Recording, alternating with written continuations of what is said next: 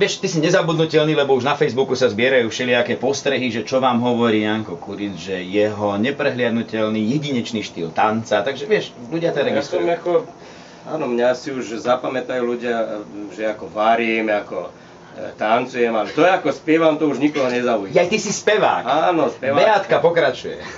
Ahoj Janko, vítam ťa tu. Ahoj, ďakujem. Ako sa máš, povedz? Ja som perfektne, keď som tu. A vraj si bol na dovolenke? Áno, predčerom sme sa vrátili, boli sme 5 dní v Benátkach, teda pod Benátkami je taký tenký ostrovček, ktorý sa volá Lido di Venezia. Bolo tam úžasne, prišli sme v pondelok, áno v pondelok, a až do piatku pršalo. Takže ste si to užili perfektne. Ale tam je krásne, keď prší, ja to mám strašne na to mesto a tam sú úplne iné dažde než u nás. U nás keď prší, tak je škaredo.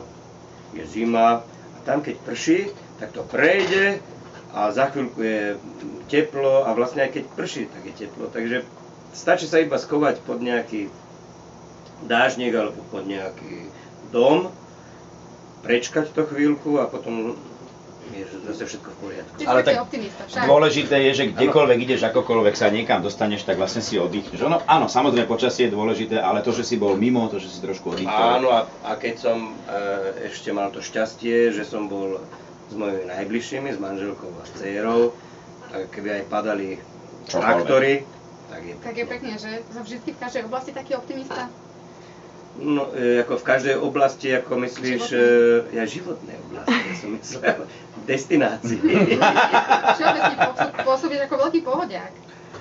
No, ja som, ale našťastie tu nie je dcéra, tá by mi vyvrátila moje predstavy. No, moje dojmy sú ako každý, iba dobré, iba perfektné, je to ešte veľmi veľká skúsenosť pre mňa. Možno, že to aj využijem, ešte však život je dlhý.